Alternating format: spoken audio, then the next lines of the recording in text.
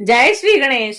युद्ध में शिव गणों से पराजित हो देवताओं का पलायन, इंद्र आदि के पूछने पर बृहस्पति का रुद्रदेव की अजेयता बताना और वीरभद्र का देवताओं को युद्ध के लिए ललकारना, श्री विष्णु और वीरभद्र की बातचीत।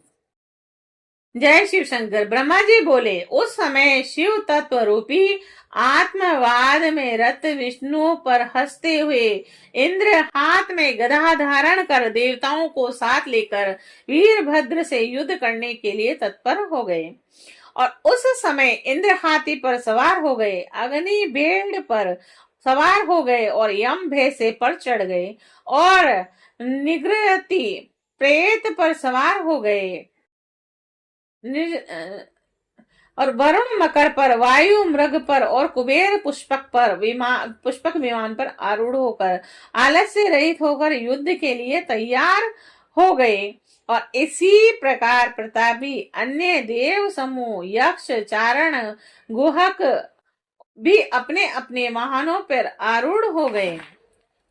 उन देवताओं के उद्योगों को देखकर रक्त से सने हुए मुख वाले वे दक्ष अपनी पत्नी के साथ उनके पास जाकर कहने लगे। दक्ष बोले, हे देवगणों, मैंने आप लोगों के ही बल से इस यज्ञ को आरंभ किया है, क्योंकि महातेजस्वी आप लोग ही सत्कर्म की सिद्धि के लिए प्रमाण है। ब्रह्मा जी बोले, दक्ष के उस वचन को सुनकर इंद्र आदि सभी देवगण युद्ध करने के लिए तैयार होकर निकल पड़े। तद अंतर समस्त देवगण तथा इंद्र आदि लोकपाल शिव जी की माया से मोहित होकर अपनी अपनी सेनाओं को साथ लेकर युद्ध करने लगे। और उस समय देवताओं तथा शिव गणों में महान युद्ध होने लगा और वे तीखे तोमर और तथा बाणों से परस्पर युद्ध करने लगे। उस युद्ध महोत्सव में शंख तथा भेरियां बजने लगी और बड़ी बड़ी दुर्दुम्बियां, नगाड़े तथा डिडम्ब आदि बजने लगे। और उस महान शब्द से उत्साह से भरे हुए समस्त देवगण लोकपालों को साथ लेकर उन शिव गणों को मारने लगे। हे मुनि श्रेष्ठ, इंद्र आदि देवता अन्य लोकपालों ने भृगु के मंत्र बल के प्रभाव से शिव जी के गणों को प्राण मुख कर दिया। और उस समय यागिक भृगु जी ने दीक्षा ग्रहण किए हुए दक्ष के तथा देवताओं के संतोष हेतु और यज्ञ की निर्विघ्न समाप्ति के लिए उन शिव गणों का उच्चाटन कर दिया। इस प्रकार अपने गणों को पराजित देखकर वीरभद्र क्रोध में भर उठे और भूत प्रेत पिशाचों को पीछे करके वे महाबली वीरभद्र बेल पर सवार हो सभी शिव गणों को आगे कर स्वयं त्रिशूल लेकर देवताओं को गिराने लगे। और सभी शिव गणों ने भी त्रिशूल के प्रहार से शीघ्रता पूर्वक देवताओं, यक्षों, साध्य गणों, गुहकों तथा चारणों को मार डाला।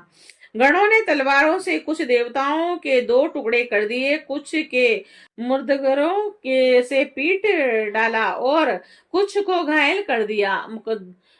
इस प्रकार सभी देवता पराजित होकर भाग चले और एक दूसरे को रणभूमि में छोड़कर देवलोक को चले गए। उस अत्यंत भयानक युद्ध में महाबली इंद्र आदि लोकपाल ही धैर्य धारण करके उत्साहित होकर खड़े रहे। उस समय इंद्र आदि समस्त देवता एकत्र होकर विनय भाव से युक्त हो उस युद्ध स्थल में बृहस्पति जी से पूछने लगे। लोकपाल बोले, हे गुरु, हे बृहस्पति, हे तात, हे महाप्राज्ञ, हे दयानिधे, शीघ्र बताइए, हम लोग यह पूछते हैं कि हमारी विजय किस प्रकार होगी। ब्रह्मा जी बोले, उनकी यह बात सुनकर उपायों को जानने वाले बृहस्पति शंभु का स्मरण करके ज्ञान दुर्बल महेंद्र से कहने लगे। बृहस्पति बोले, हे इंद्र, भगवान विष्णु ने पहले जो कहा था वह सब आज घटित हो गया और मैं उसी बात को कह रहा हूँ, सावधानी पूर्वक सुनिए। समस्त कर्मों का फल देने वाले जो कोई ईश्वर हैं, वे भी अपने कर्ता शिव का भजन करते हैं। वे अपने कर्ता के प्रभु नहीं है। न मंत्र, न औषधियां, न समस्त आविचारिक, न कर्म, न लौकिक पुरुष, न कर्म, न वेद, न पूर्व मीमांसा, न उत्तर मीमांसा तथा न अनेक वेदों से युक्त अन्याय शास्त्र ही ईश्वर को जानने में समर्थ होते हैं, ऐसा प्राचीन विद्वान कहते हैं। अन्य शरण भक्तों को छोड़कर दूसरे लोग संपूर्ण वेदों का 10,000 बार स्वाध्याय करके भी महेश्वर को भली भांति नहीं जान सकते।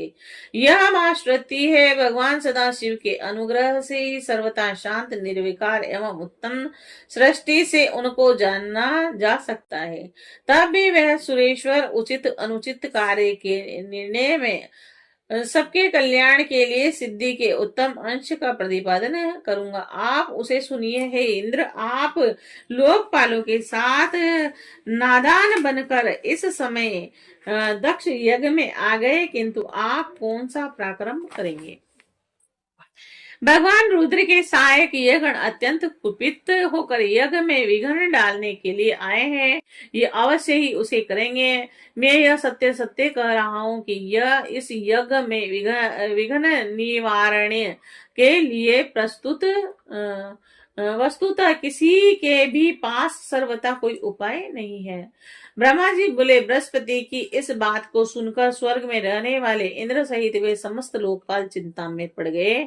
तब महावीर गणों से घिरे वे वीरभद्र मन ही मन भगवान शंकर का स्मरण करके उन इंद्र आदि लोकपालों से कहने लगे। वीरभद्र बोले, आप लोग मूर्खता के कारण ही इस यज्ञ में अपना अपना भाग लेने के लिए आए हैं, अतः मेरे समीप आइए, मैं आप लोगों को भी यज्ञ का फल देता हूँ। हे शुक्र, हे शक्र, हे अग्नि, हे सूर्य, हे चंद्र, हे कुबेर, हे यम, हे वरुण, हे वायु, हे निरिश्चिते, हे शेष, हे बुद्धिमान, हे देव तथा राक्षसगण, आप लोग इधर आइए, मैं आप लोगों को तृप्त करने के लिए इसका फल प्रदान करूंगा। ब्रह्मा जी बोले, इस प्रकार कहकर गणों में श्रेष्ठ वीरभद्र ने क्रोध में भरकर तीक्ष्ण बाणों से उन सभी देवताओं को शीघ्र ही घायल कर दिया। उन बाणों से घायल होकर इंद्र आदि वे समस्त सुरेश्वर भाग कर 10 दिशाओं में चले गए। लोकपालों के चले जाने पर और देवताओं के भाग जाने पर वीरभद्र गणों के साथ यज्ञशाला के समीप पहुंचे और उस समय वहां उपस्थित समस्त ऋषि अत्यंत भयभीत होकर रमापति श्री हरि से रक्षा की प्रार्थना करने के लिए सहसा विम्र हो शीघ्र करने लगे। ऋषिगण बोले, हे देव देव, हे रमानाथ, हे सर्वेश्वर, हे महाप्रभु, दक्ष के यज्ञ की रक्षा कीजिए। आप यज्ञ स्वरूप हैं और इसमें संशय नहीं है कि आप ही यज्ञ करने वाले, यज्ञ रूप, यज्ञ के अंग और यज्ञ के रक्षक हैं, अतः यज्ञ की रक्षा कीजिए, रक्षा कीजिए। आपके अतिरिक्त कोई दूसरा रक्षक नहीं है। ब्रह्मा जी बोले, हे नारद, उन ऋषियों के इस वचन को सुनकर भगवान विष्णु वीरभद्र के साथ युद्ध करने के लिए उद्यत हो गए और महाबली चतुर्भुज भगवान विष्णु हाथों में चक्र आदि आयुध धारण कर समयक सावधान होकर देवताओं के साथ यज्ञ मंडप से बाहर निकले और अनेक गणों से समन्वित तथा हाथ में त्रिशूल धारण किए हुए वीरभद्र ने महाप्रभु विष्णु को युद्ध के लिए तैयार देखा और उन्हें देखते ही वीरभद्र टेढ़ी भुओं से युक्त मुखमंडल वाले हो गए और जैसे पापी को देखकर यमराज और हाथी को देखकर सिंह हो जाता है, उसी प्रकार श्री हरि को युद्ध के लिए उद्युत देखकर वीर गणों से घिरे हुए शत्रु नाशक वीरभद्र कुपित होकर शीघ्रता से कहने लगे। वीरभद्र बोले, हे हरे, आपने आज शिव जी की शपथ की अवहेलना क्यों की? क्यों और आपके मन में घमंड क्यों हो गया? और क्या आप में शिव जी के शपथ का उल्लंघन करने की शक्ति है? आप कौन है? तीनों लोकों में आपका रक्षक कौन है? और यहाँ किस लिए आए? और इसे हम नहीं जान पा रहे हैं। आप दक्ष के यज्ञ रक्षक क्यों बन गए और इसे बताइए। इस यज्ञ में सती ने जो किया उसे क्या आपने नहीं देखा? और दधीची ने जो कहा उसे क्या आपने नहीं सुना? आप दक्ष के इस यज्ञ में अवदान यज्ञ भाग प्राप्त करने के लिए आए हुए हैं और हे महाभावों, मैं शीघ्र ही आपको अवदान देता हूँ। हे हरे, मैं त्रिशूल से आपका वक्ष स्थल विदीर्ण करूंगा और आपका कौन रक्षक है वह मेरे समक्ष आए। मैं आपको पृथ्वी पर धराशायी करूंगा, अग्नि से जला दूंगा और पुनः दग्ध हुए आपको पीस डालूंगा। हे हरे, हे दुराचारी, हे महेश विमुख, है अधम, क्या आप शिव जी के पावन महामात्य को नहीं जानते? फिर भी हे महाभाव, आप युद्ध की कामना से आगे स्थित हैं। यदि आप इस युद्ध भूमि में खड़े रह गए हो तो मैं आपको इस स्थान पर भेज दूंगा और जहां से पुनः लौटना संभव नहीं। ब्रह्मा जी बोले, हे नारद, उन वीरभद्र की इस बात को सुनकर बुद्धिमान सुरेश्वर विष्णु प्रसन्नता पूर्वक हंसते हुए कहने लगे। विष्णु बोले, हे वीरभद्र, आज आपके सामने मैं जो कह रहा हूं उसको सुनिए। आप मुझ शंकर के सेवक को रुद्र विमुख मत कहिए। कर्म में निष्ठा रखने वाले अज्ञानी इन दक्ष ने मूर्खतावश पहले मुझसे यज्ञ के लिए बार बार प्रार्थना की। मैं भक्त के अधीन हूँ और वे भगवान महेश्वर भी भक्त के अधीन हैं। हे तात, दक्ष मेरे भक्त हैं, इसीलिए मैं यज्ञ में आया हूँ।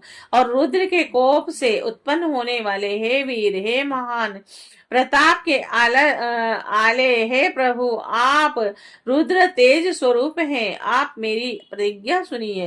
मैं यज्ञ की रक्षा के लिए आपसे युद्ध करूंगा और आप भी इस यज्ञ के विध्वंस के लिए मुझसे युद्ध कीजिए। जो होनहार होगा वह होगा, मैं अवश्य ही पराक्रम प्रकट करूंगा। ब्रह्मा जी बोले, विष्णु के इस प्रकार कहने पर महाभाव वीरभद्र हंसते हुए कहा, हे विष्णु, मैं आपको अपने प्रभु शिव का प्रिय जानकर अत्यंत प्रसन्न हो। तदंतर गणों में श्रेष्ठ वीरभद्र ने प्रसन्नता पूर्वक हंसते हुए बड़े विनय से भगवान विष्णु से कहा। वीरभद्र बोले, हे महाप्रभु, मैंने आपके भाव की परीक्षा के लिए ही ऐसा वचन कहा था। अब मैं यथार्थ बात कह रहा हूँ, उसको आप सावधानी पूर्वक सुनिए। हे हरे, जैसे शिव है वैसे ही आप हैं और जैसे आप हैं वैसे ही शिव है। शिव के आदेश से वेद ऐसा ही कहते हैं। हे रामानाथ, भगवान शिव की आज्ञा के अनुसार हम सब लोग उनके सेवक ही हैं और यद्यपि मैंने जो बात कही है वह उस वाद विवाद के अवसर के अनुकूल ही है। आप प्रत्येक बात को आदर पूर्वक समझे। ब्रह्मा जी बोले, उन वीरभद्र का यह कथन सुनकर भगवान विष्णु हंस कर उनके लिए हित कर वचन कहने लगे। विष्णु जी ने कहा कि हे महावीर, आप निशंक होकर मेरे साथ युद्ध कीजिए। आपके अस्त्रों से शरीर के बढ़ जाने पर मैं ही अपने आश्रम को जाऊंगा। और ब्रह्मा जी बोले, ऐसा कहकर वह विष्णु चुप होकर युद्ध के लिए तैयार हो गए और महाबली वीरभद्र भी अपने गणों के साथ युद्ध के लिए उद्युक्त हो गए।